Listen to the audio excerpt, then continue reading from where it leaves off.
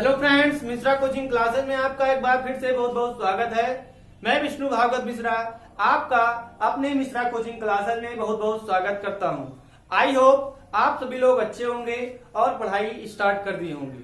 दोस्तों, जैसा कि आप सभी को पता है, मैंने क्लास 11 की सेट थ्योरी आपको पढ़ा दिया हूं और इस समय मैं रिलेशन एंड फंक्शन नामक चैप्टर में आपको पिछले वीडियो में कार्टेशियन प्रोडक्ट और ऑर्डर्ड पेयर बता दिया था। कार्टेशियन प्रोडक्ट और ऑर्डर्ड पेयर की प्रॉपर्टी और ऑर्डर्ड पेयर क्या होते हैं इसके बारे में मैंने आपको पिछले वीडियो में बताया भी था। तो आज मैंने इस बोर्ड पे डिफिनेशन ऑफ रिलेशन मतलब संबंध की परिभाषा मैंने ये लिखा है और आपको आज पता चल गया होगा कि मैं आज आप लोगों को रिलेशन नामक टॉपिक पढ़ाने वाला हूं। तो लगभग मेरा आज प्रयास यही रहेगा कि मैं आपको इस वीडियो में रिलेशन नामक टॉपिक समाप्त कर दूं, जिससे नेक्स्ट वीडियो में हम लोग फंक्शन की ओर बढ़ें। दोस्तों, वीडियो शुरू करने से पहले मेरा आपसे अनुरोध है कि आप मिश्रा कोचिंग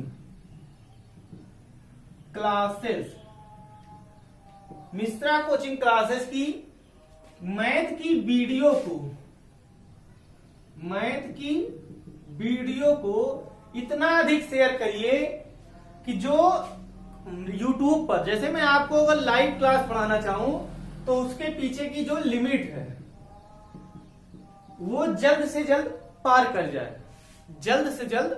कर जाए, क्योंकि मेरी बहुत ही इच्छा है मैं आपको लाइव क्लास पढ़ाऊं।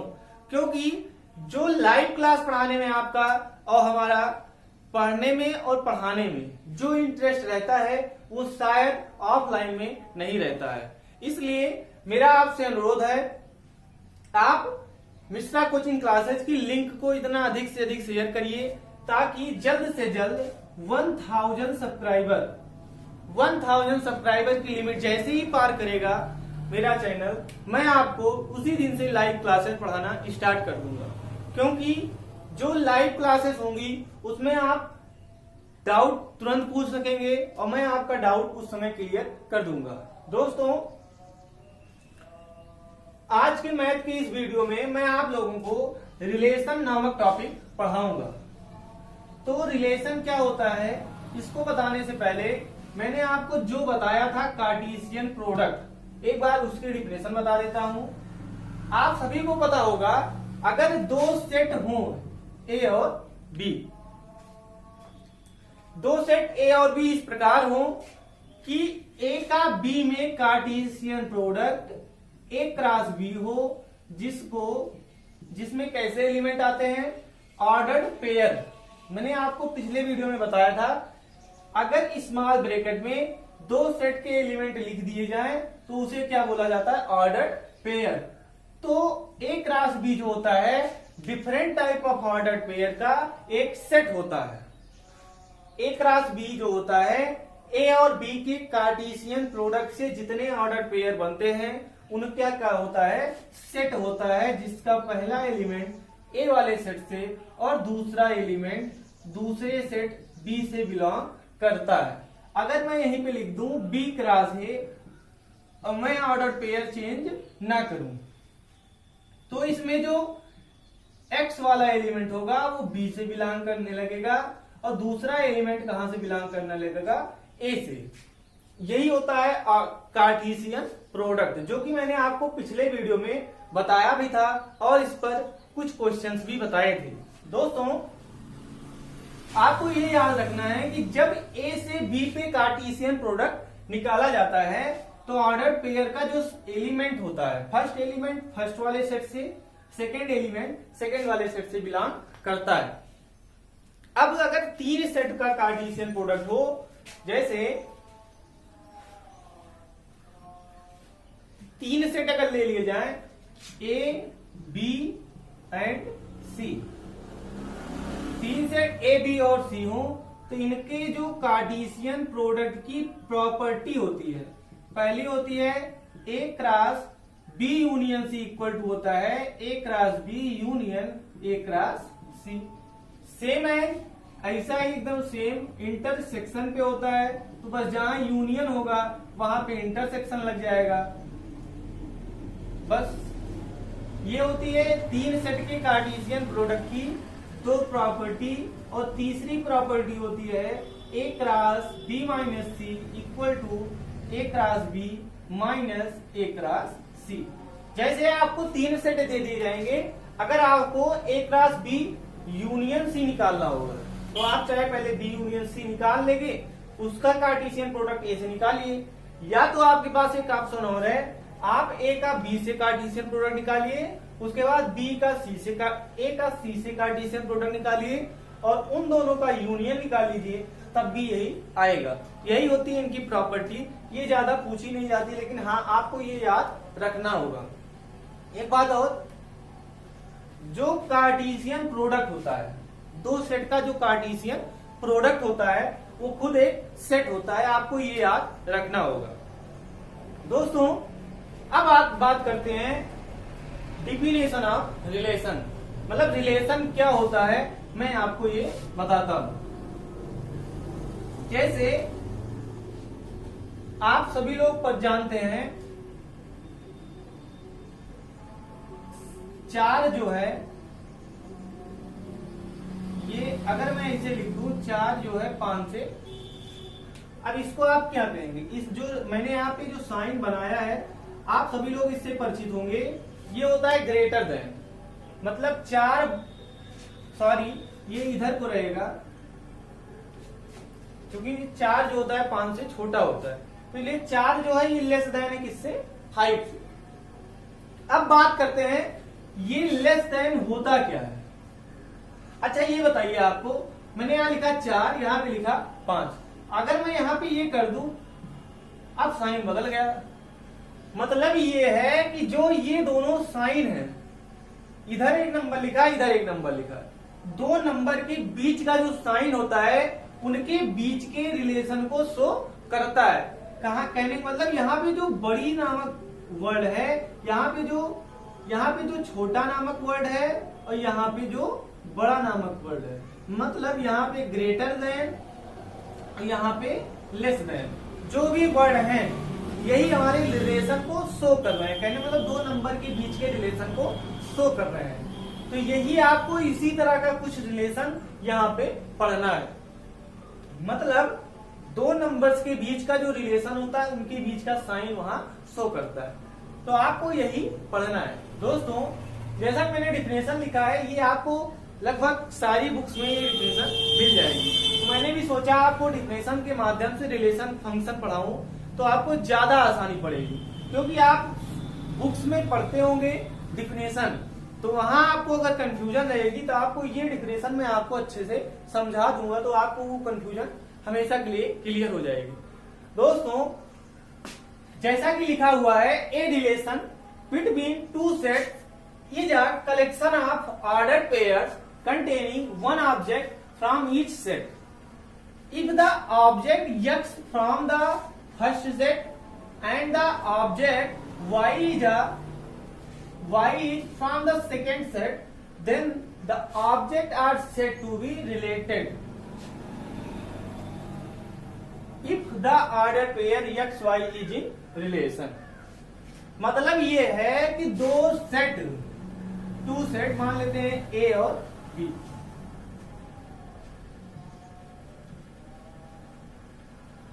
हमने मान लिया दो सेट कौन से हैं, A और B। अब बात करता है कि दो set between two set is a collection of ordered pairs. जो A और B का रिलेशन होता है वो ऑर्डर्ड पेयर्स का कलेक्शन होता है, उसके बाद containing one object from each set, मतलब जो A क्रॉस B, A और B का जो रिलेशन होता है, A और B में जो रिलेशन होता है सेट में, वो ऑर्डर्ड पेयर का कलेक्शन होता है, और जो ऑर्डर्ड पेयर के ऑब्जेक्ट होते हैं, इनको ऑब्जेक्ट बोल रहा है, मतलब एलिमेंट ना बोल के क्या बोल रहा है, object, containing one object from each set, मतलब यक्स पहले वाले सेट या दूसरे सेट का होगा, वाई या तो पहले सेट का होगा या तो दूसरे सेट का होगा।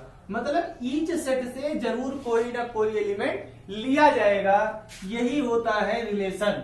अब कह रहा है अगर मैं यक्स को पहले वाले सेट का ऑब्जेक्ट मान लूं और वाई को दूसरे वाले सेट का ऑब्जेक्ट मान लूं, तो जो यक्स वाई ऑर्डर पेयर बनेगा वही हमारा होगा रिलेशन। वही हमारा क्या होगा? रिलेशन।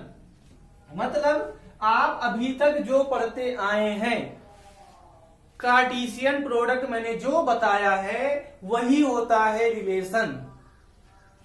जो मैंने ए और बी का कार्टेशियन प्रोडक्ट बताया, तो यहां पे कार्टेशियन प्रोडक्ट को ए क्रॉस बी से डिनोट किया जाता था। अब यहीं क्या लिख दिया जाएगा? ए क्रॉस बी, मतलब ये किसके इक्वल होगा? आर के इक्वल। तो आप ए क्रॉस बी की डिफिनेशन से परिचित हैं। X Y, X belong A and Y belong B, यही होता है रिलेशन।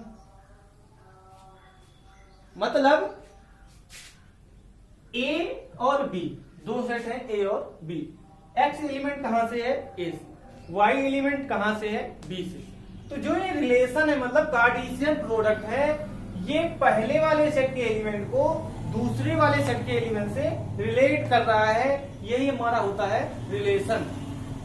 अब जो सबसे छोटा रिलेशन होता है उसे बोला जाता है empty relation. Empty relation, empty relation. अब एक बात और, जैसे मैंने दो सेट ले लिया ए और बी। अभी ये सब आपको बताते हैं। मैंने दो सेट ले लिया ए और बी। ए में मैंने एलिमेंट लिया 1 और 2, बी में मैंने लिया 1 और 4। अब मैंने ए क्रॉस बी लिया, तो 1 1 1 4, उसके बाद 2 1 और 2। बट मैंने जो रिलेशन लिया उसमें सिर्फ 1 क्रॉस 1 और 2 क्रॉस 4 एलिमेंट लिया। या आपको इससे पहले एक और बता देते हैं। रिलेशन कुछ मान लीजिए ऐसा कुछ दिया गया है, रिलेशन लिखिए, उसमें दिया गया यक्स कामा वाई, उसके बाद y equal to X square and X belong A and y belong B. ये कंडीशन दे दी गई। अब कहा गया इसके अलॉन्ग, इस कंडीशन के अलॉन्ग आप एक रिलेशन लिखिए, वो भी रोस्टर फॉर्म में। तो रोस्टर फॉर्म आपसे परिचित होंगे। ये हमारा इस समय मैंने जो लिखा है ये है सेट बिल्डर फॉर्म। इसी का एलिमेंट अगर मैं कॉमा लगा के लिख देता हूं, वही हमारा हो जाता है रोस्टर फॉर्म। तो आपको क्या दिया गया है? दो सेट ए और बी दिए गए हैं। आपको इनके कार्टेशियन प्रोडक्ट में से या इनका एक रिलेशन बनाना है, जिसमें कह रहा है y इक्वल टू क्या होना चाहिए? X square. मतलब x के जो पहला एलिमेंट हो उसका मैं स्क्वायर करूं तो मुझे क्या मिलना चाहिए? y। इसके अकॉर्डिंग आप ऑर्डर पेयर लिखिए और वही हमारा क्या होगा? रिलेशन। तो आप समझ गए होंगे इसमें जो एलिमेंट आएंगे वो सिर्फ 1 1 और 2 4 आएंगे। मतलब 1 1 और 2 क्रॉस 4। यहां पे जो होगा 1 1 और 2 क्रॉस 4।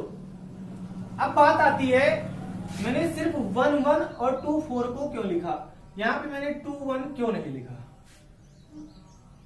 मैंने 2 1 क्यों नहीं? अब अच्छा आप बताइए ऑर्डर पेयर कैसे दिए गए? X comma Y. मतलब ये हमारा यक्स हुआ, ये हमारा वाई हुआ। अब कह रहा है कि यक्स का आप स्क्वायर करिए तो आपको क्या मिलना चाहिए? वाई। मतलब 2 का स्क्वायर कभी 1 के इक्वल नहीं होगा, इसलिए ये जो ऑर्डर पेयर है इस रिलेशन में नहीं इन्वॉल्व होगा। यही होता है रिलेशन। मतलब एक डिफिनेशन आप और लिख सकते हैं। मतलब जो हमारा रिलेशन होता है वो ए क्रॉस बी का, दो सेट ए और बी के कार्टेशियन प्रोडक्ट का एक तरह से सबसेट होता है। क्या होता है, ए क्रॉस बी का सबसेट होता है, यही हमारा रिलेशन होता है।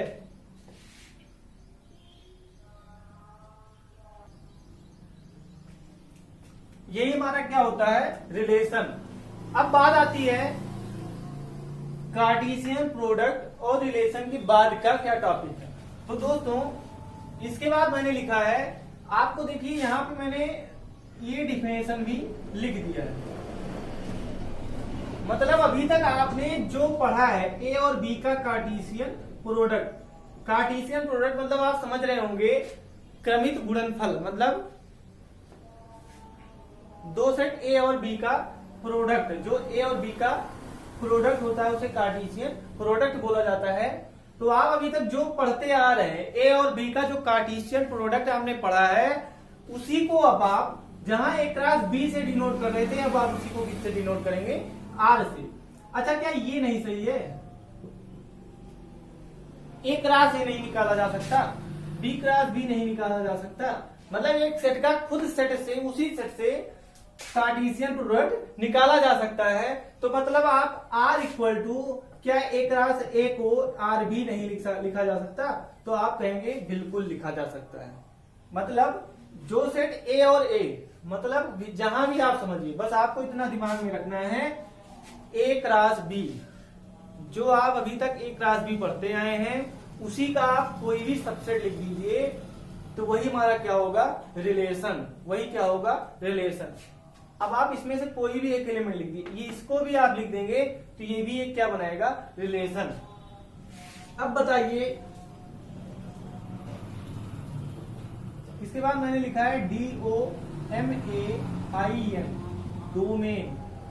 उसके बाद मैंने यहां पे लिखा है the set of all first element of ordered pair is called domain. क्या होता है, डोमेन। अब ये मत समझिएगा डोमेन मतलब दो आदमी, यहां पे मैंने क्या लिखा है, डोमेन। तो डोमेन क्या होता है, बहुत ही सिंपल, जरा सा आप ध्यान दीजिए, 100% ये टॉपिक समझ में आएगा। चैलेंज, देखिए मैंने ए लिखा, यहां पे लिखा 1 2 3 और 4। उसके बाद मैंने बी लिखा 4, यहां पे 1 लिख दिया, 4 लिख दिया, 9 लिख दिया, उसके बाद 16। अच्छा ये बताइए ए क्रॉस बी में कितने एलिमेंट, ए क्रॉस बी में कितने एलिमेंट, बताइए भाई आप बताइए। मैंने फिर एक आध लिख दिया,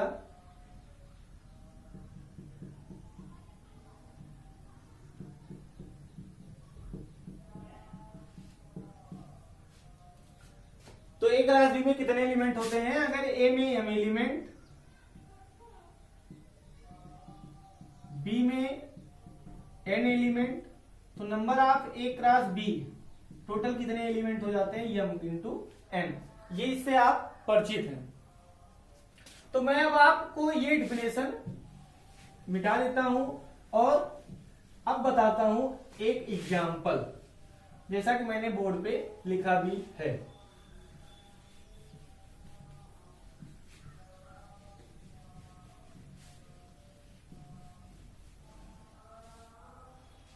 जैसा कि मैंने लिखा है, ए मैंने एक सेट लिया है 1 2 3 4 जिसके एलिमेंट हैं, बी मैंने एक सेट लिया है जिसके एलिमेंट 1 4 9 16 है।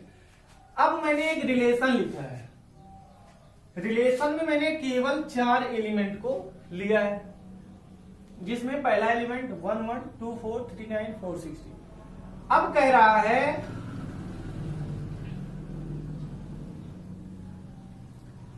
अब इसी के अकॉर्डिंग आपको बताना है डोमेन, उसके बाद पकड़ना है रेंज। क्या पकड़ना है, रेंज, सॉरी रेंज की स्पेलिंग होती है RANG। तो इसको मैं यहां लिख देता हूं, A इक्वल टू है 1 2 3 4, B इक्वल टू है 1 4 9 16, A क्रॉस B मतलब मैंने लिया है R इक्वल टू 112439, उसके बाद 460। अब बात आती है डोमेन क्या होता है और रेंज क्या होता है। देखिए, जैसे मैंने R की डिफिनेशन आपको बताई, x, y such that x belong A and y belong. उसके बाद मैंने आपको ये बताया जो रिलेशन होता है वो A क्रॉस B का, A क्रॉस B का क्या होता है, सबसेट होता है। अब बात आती है, मतलब ये जो A क्रॉस B होगा, A में टोटल 4 एलिमेंट, B में 4 एलिमेंट, मतलब A क्रॉस B में टोटल 16 एलिमेंट होंगे, लेकिन मैंने यहाँ पे जो रिलेशन लिया उसमें केवल 4 एलिमेंट है। अब इसी के अकॉर्डिंग मैं आपको बताता हूं डोमेन क्या होता है और रेंज क्या होता है। आप कमेंट में जरूर बताइएगा कि इस वीडियो में आपको रिलेशन समझ में आया कि नहीं आया। अब मैं आपको बता रहा हूं डोमेन। दोस्तों, मैंने आपको जो बताया, अनुरोध जो मेरा था या आपकी जरूरत, आप अपनी चाहे अनुरोध समझिएगा मेरा, चाहे मेरी जरूरत, आप लिंक को या वीडियो को अधिक से अधिक शेयर करके जो लिमिट है 1000 सब्सक्राइबर की जल्द से जल्द आप पार कराइए। 100% मेरा आपसे वादा है, ऐसी मैथ पढ़ाऊंगा 11th और 12th की, ऐसी मैथ पढ़ाऊंगा आप कभी भी किसी भी टॉपिक में 11th और 12th के कहीं भी फंसने वाले 100% नहीं है। कहीं भी किसी भी टॉपिक में एक भी टॉपिक छोड़ूंगा नहीं और पूरा टॉपिक इसी YouTube पे पढ़ाऊंगा। 100% चैलेंज है, आपको कहीं दिक्कत आने वाली नहीं है। बस मेरा आपसे अनुरोध है, जल्द से जल्द आप ये लिमिट को पार कराइए। सपोर्ट की जरूरत है, आप कृपया सपोर्ट करिए जिससे मैं आपको लाइव क्लासेस लेकर आ सकूं। दोस्तों, मेरा आपसे सिर्फ इतना अनुरोध है, लाइव क्लास में इसलिए लाना चाहता हूं जिससे आप उस समय डाउट पूछ सकें और मैं आपको डाउट यहाँ पे बता सकूं, क्योंकि कहा जाता है जितना ज्यादा क्वेश्चन आप पूछेंगे उतना जल्दी आपका क्लियर होगा। तो दोस्तों, आइए बात करते हैं डोमेन। डोमेन क्या होता है?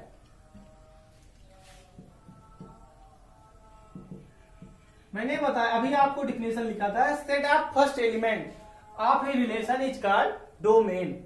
मतलब डोमेन जो होता है रिलेशन के जितने भी ऑर्डर पेयर होता है, ऑर्डर पेयर होते हैं, उनका फर्स्ट एलिमेंट यही हमारा होता है रिलेशन। मतलब 1 2 3 4 यही हमारा हो गया डोमेन। मतलब डोमेन जो होता है ये एक सेट होता है, ये क्या होता है, सेट होता है। इसके बाद बात आती है रेंज, डोमेन, इसके बाद बात आती है रेंज। तो रेंज जो होता है वो set of second element of ordered pairs. एक रिलेशन के जितने ऑर्डर पेयर होते हैं उनका सेकेंड एलिमेंट का जो सेट होता है वही हमारा क्या होता है, रेंज। मतलब 1 2 3 4 यही हमारा हो गया रेंज। अब मैंने मान लीजिए इसको ए से डिनोट कर दिया, एक सेट को ए, क्यों ए तो वहां ले चुके हैं, मैं यहां पे ले लेता हूं सी, और यहां पे मैंने इसको दे दिया डी नाम।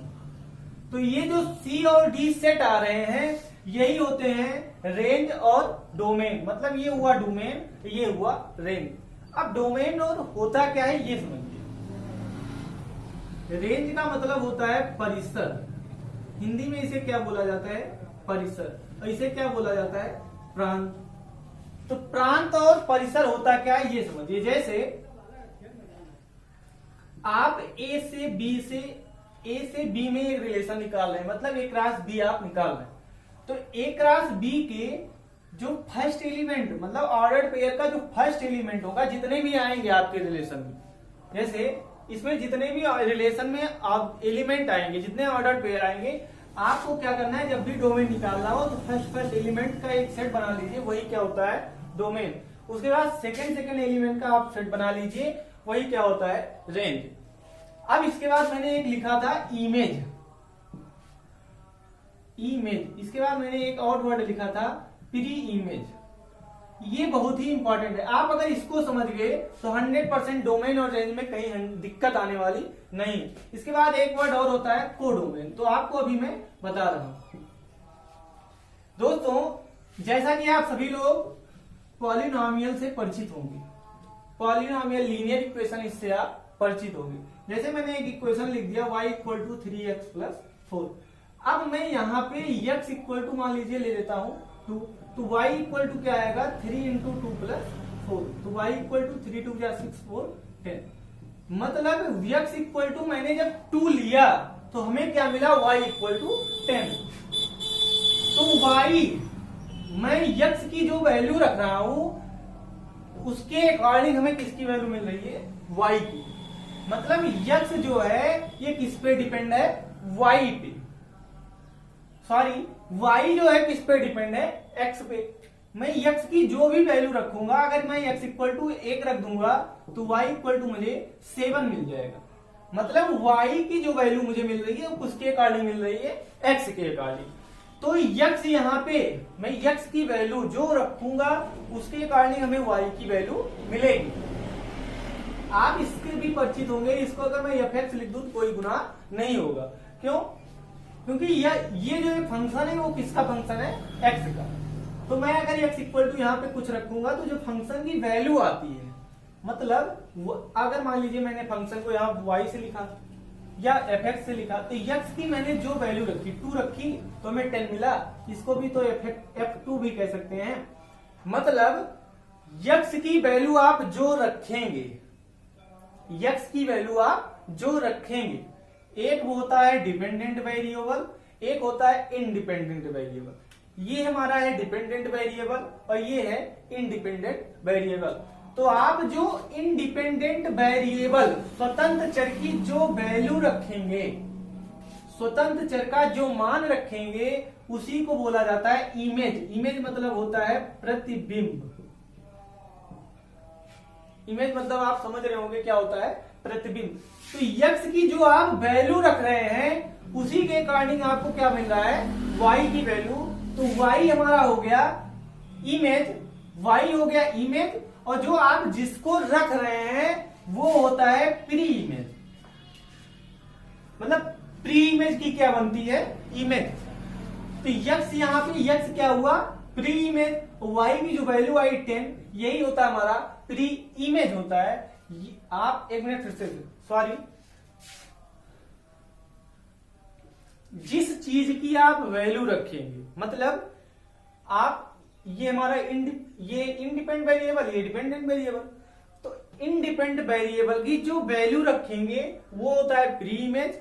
उसके बाद ये वैल्यू रखने पे जो आपको डिपेंडेंट वेरिएबल की वैल्यू मिलेगी उसे बोला जाता है इमेज, मतलब प्रतिबिंब। अब बात आती है रेंज, डोमेन और कोडोमेन। तो मैंने आपको बताया डोमेन जो होता है, डोमेन मतलब एक तरह से देखा जाए तो डोमेन जो होता है वो set of pre image, set of pre image होता है डोमेन। और रेंज जो होता है वो सेट ऑफ इमेज होता है। मतलब जो सेट, बहुत ही एकदम एक्यूरेट डिफिनेशन आपको बता रहा हूं, 100%। अगर आप इमेज, प्री इमेज और इमेज समझ गए तो आपको डोमेन और रेंज में दिक्कत होने वाली नहीं है। तो डोमेन क्या होता है, सेट ऑफ प्री इमेज, और रेंज क्या होता है, सेट ऑफ इमेज। मतलब आप रिलेशन में जैसे y = जैसे r = हो गया x such that y = x², मैंने अभी आपको ये रिलेशन बताया था। तो यहां आप x की जो वैल्यू रखेंगे उसके अकॉर्डिंग आपको क्या मिलेगा, y की वैल्यू। तो x की जितनी भी वैल्यू आप रखेंगे सेट ए के, तो वही आपको क्या मिलाएगा, रेंज। सॉरी, आप x की जो वैल्यू रखेंगे पहले वाले सेट का, वही होगा आपका डोमेन। मतलब एक्स की जो वैल्यू रखिएंगे वो क्या होगा, प्री इमेज। अभी मैंने आपको बताया जो वैल्यू मिलेगी वो इमेज होती है, मतलब वाई की जितने वैल्यू मिलेगी उनका जो सेट होगा वही होता है रेंज।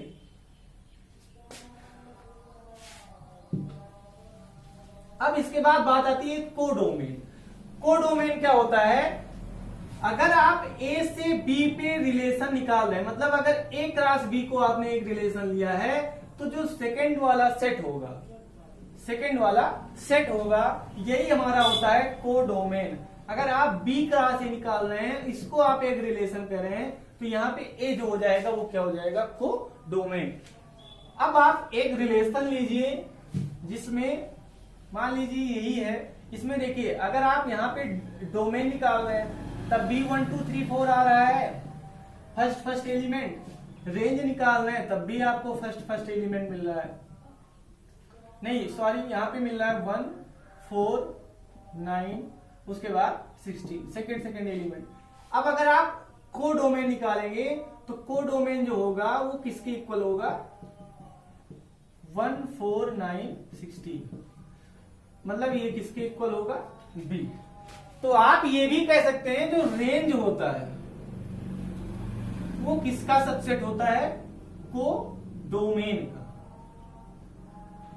कोडोमेन इक्वल भी हो सकता है और सबसेट भी हो सकता है।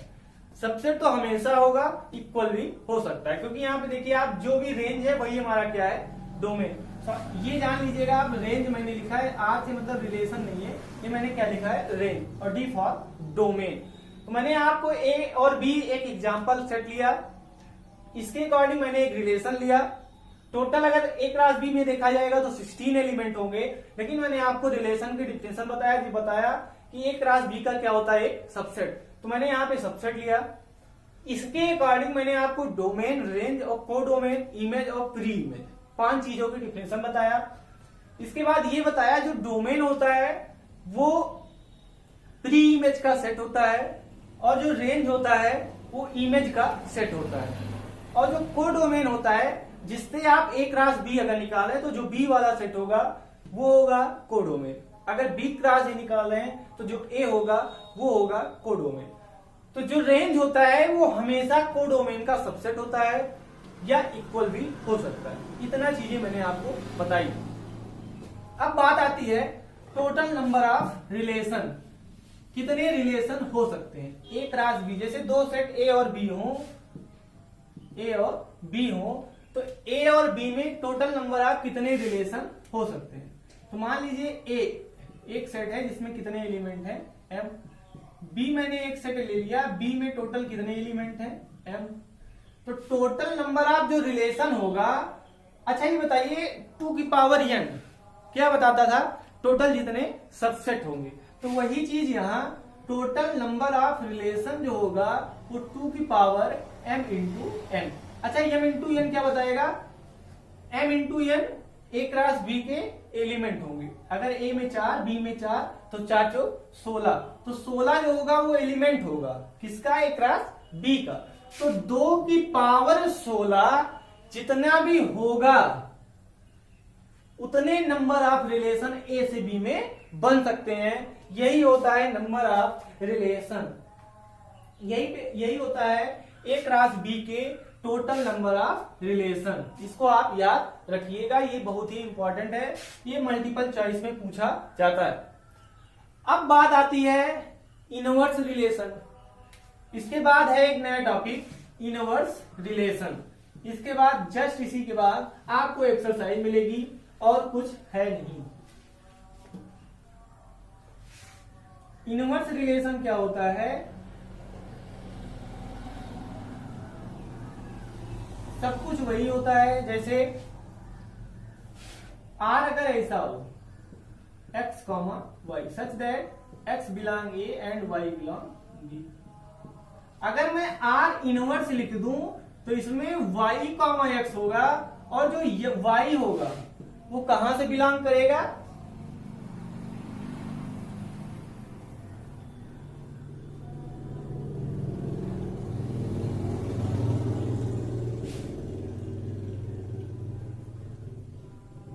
जो जैसे आज मैंने ये लिखा अब आर इनवर्स में जो भी एलिमेंट होंगे वो y कॉमा एक्स ही होंगे, y कॉमा एक्स होंगे, लेकिन जो x होगा वो a से ही बिलोंग करेगा और y जो होगा वो b से ही बिलोंग करेगा।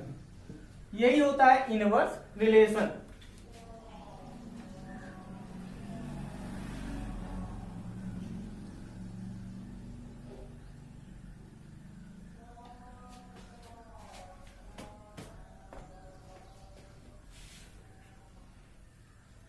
जैसे यहां पे एक एग्जांपल दिया गया है, a equal to 0 1, b equal to दिया गया है a कॉमा b।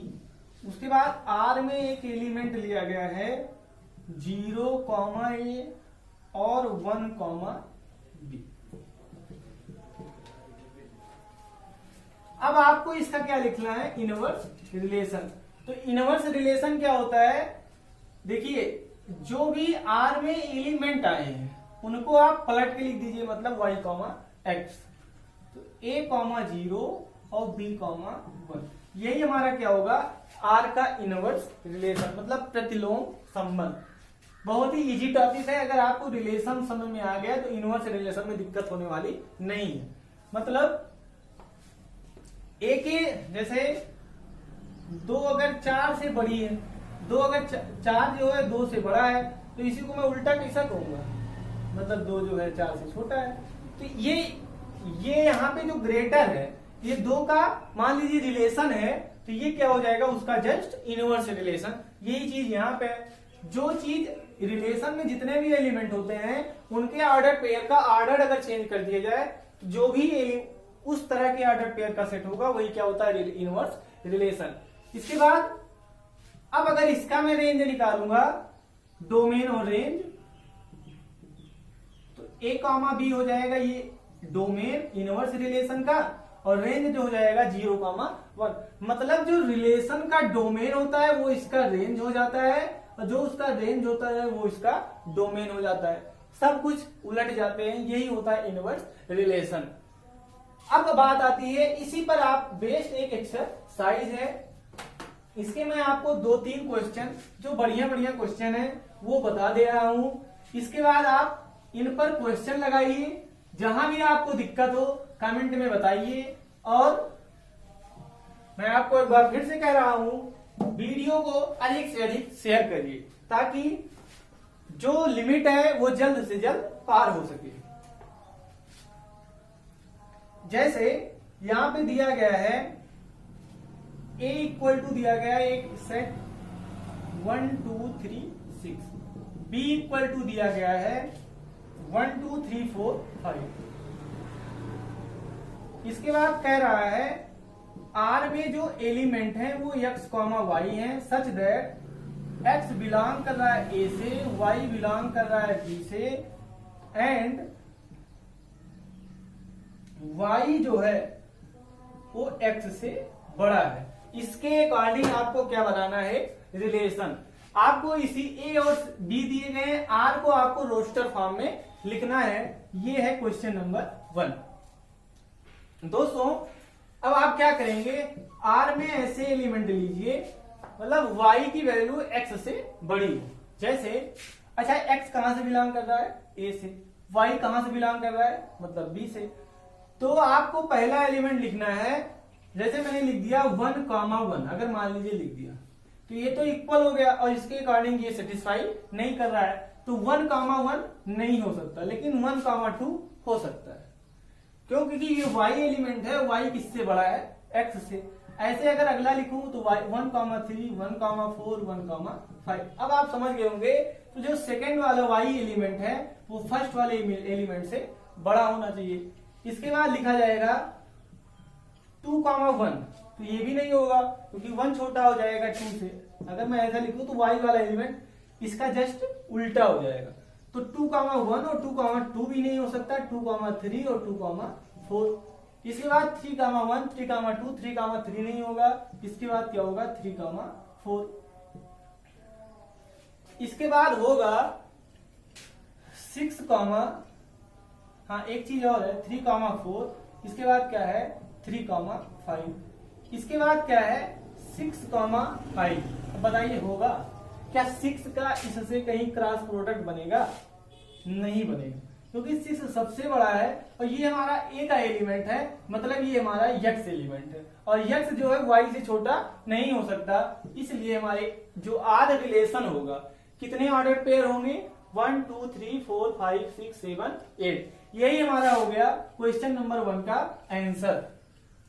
ए दिया गया था, बी दिया गया था, इसके अकॉर्डिंग आपको रिलेशन लिखना था रोस्टर फॉर्म में। अब बात आती है नेक्स्ट क्वेश्चन की, जिसमें दिया गया है